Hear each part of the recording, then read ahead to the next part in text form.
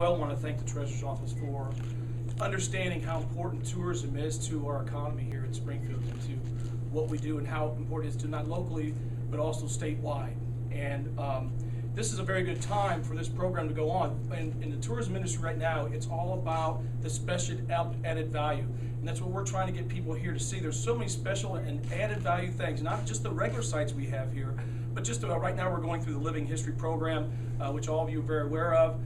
And we can add this into there, so we can actually promote that. This is a first time thing that's going to happen in Springfield. Open the vault. For the first time, you're going to be able to do something that other visitors over the years and years of coming to Springfield cannot do. And we're going to help promote that. And I'm excited to see the municipal and the state government participate in a program that we can work together. We will be putting this up on our website. We will be distributing information in different manners throughout the city of Springfield to all of our hotels, to the visitor centers, etc. And so we're very excited about this program. We hope it's very successful, and we hope it happens again, because this is the kind of added value that really makes that meaningful visit to Springfield. And my slogan has always been, and will continue to be, it's not what people think about Springfield when they come here, it's what people think about Springfield when they leave here. And all this added value, they're our best salespeople. When they go out there and go home, they tell their friends, their family, and everybody else, whoa, who would have thought Springfield could be so exciting? And the last thing I want to say is, who saw Jerry Maguire? I was thinking about this all day yesterday. Famous slogan, show me the money, and guess what we're going to do in Springfield, Illinois? We're going to show them the money. Thank you very much for the opportunity. But no Sam. No Sam. Tim, I hate to disappoint you. I've been in that vault. Oh, well, all right. So that said, why don't we go ahead and see what kind of questions we have for the mayor, Tim or myself. What is the, who's making the brochures, or how much is being spent to promote this? Or?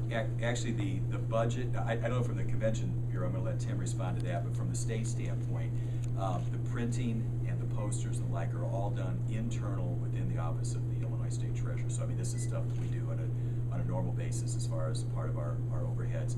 In this vault and this promotion, where there are costs to it, are going to come out of the budget of our unclaimed properties department.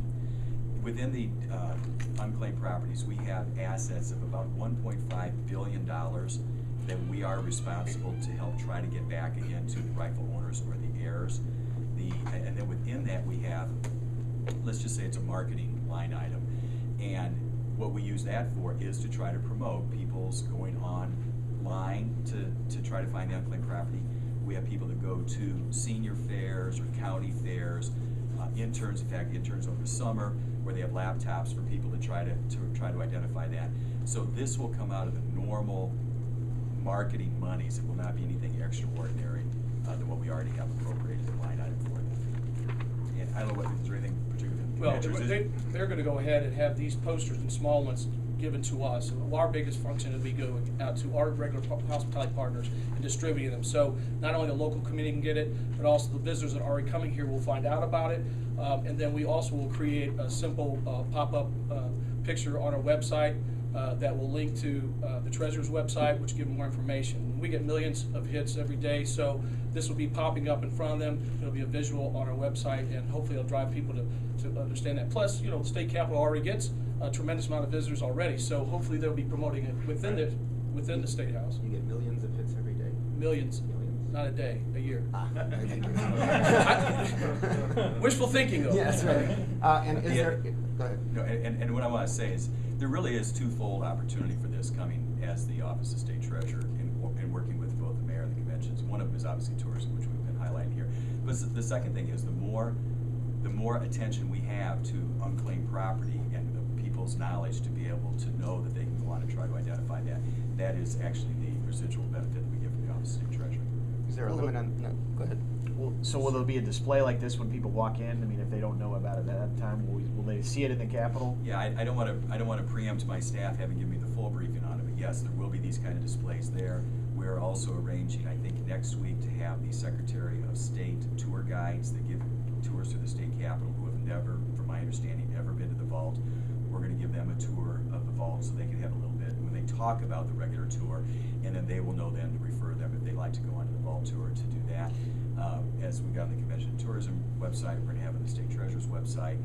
We will have, there will be a, and I want to be careful, I'm saying this today, I believe, Katie, today, we're going to take those that wish to go to the vault from here to go down and see it as it is today.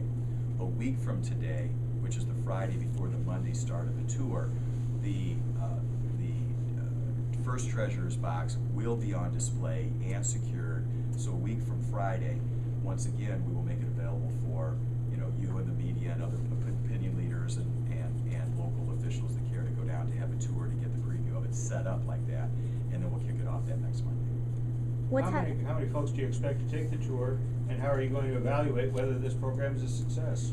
Well, I don't know how many will take the tour, to be very candid with you. I mean, part of it is, you know, what the traffic flow is gonna be like in the Capitol that day. I guess I don't see this being, for those outside of the Springfield area, the reason to drive to the state capitol just to do this. I think those that are from the Springfield area, this might be a reason for them to come over their lunch hour, over a break, or something like that, to actually have a chance to see it, because they've seen the other stuff, haven't seen this. I see these locally, maybe taking advantage of it. I don't know the number that will actually come through. We do have contingency plans in case there is a tremendous flow of people coming in, how to manage the traffic and the like. And I guess to be candid with you, the evaluation of this will be, first of all, what about the numbers that come through? I'd like to get the opinion from our Convention Tourism Bureau if they have any thoughts about it afterwards. As well, it'll be what the costs are going to be. I see them actually being negligible, and as I said earlier to Bernie, they're part of our current marketing appropriation. And then I will also ask my staff to see if there was any additional hits of people that found unclaimed property through this means to do it. Once we have all that, we'll go back like a regular business would, evaluate it, and see if it's the right thing to do at another time in the future. And it's only a week at a time, and I imagine if you like the results, you'll maybe do it in the fall or winter, maybe for another week, as opposed to permanent. Well, I can tell you it won't be permanent. I mean, it won't be permanent because there is a great deal of organization that needs to take place to put this together. And it's also one of those things, if you make it permanent, it isn't special when you do have that moment come up. Dan, can you share a couple of questions about the budget? What was your response to? You know what, if I could, I will. Yeah, I will, but with respect to the mayor and Tim, if we can maybe address this, and then we'll move to other stuff if you like. Is that all right? Okay. Anything else on this then? Number of people at a time that you can take down there? 25. Shirley Johnson's here. We can take 25 at a time on half-hour blocks, and that's why we ask if there's groups of 10 or more to let us know, so we can try to let the additional 10, let the additional 15 know that if we have over that, they got to wait for the next half hour. Just one other thing, you mentioned, was it until the 90s that the actual cash was kept in that vault It is as my opposed to understanding banks? that in the 90s, that's when it was moved out of there, and I'm assuming that's 1990s. You said there's some kind of a. Good. 40s. It's in the middle of the 40s, right, Mayor? Treasurer, if I might, just one thing. Yes, Tim, step up to the microphone, though. Answer your question, I would consider this maybe a random sampling to let the staff and everybody feel comfortable with this, and to see what types of people come here, what the interest is. And that obviously, we haven't promoted this for a long period of time. I think that we'll kind of get the feel for it. My hope is that we will do this again, and that we can really take this and say, so this is kind of a model for the first time to see how that works. And so, you know, if it's very successful, we don't know. If the youth groups really like it, we do about 113,000 student groups through Springfield every year. We didn't feel they were ready for that big a thing, because I don't think they could handle 113,000 people in the fall and spring, but I hope to think this is a model that we may improve on or make better. Maybe it's perfect, but hopefully to work through some things and do, make this better in the future, and possibly do it again.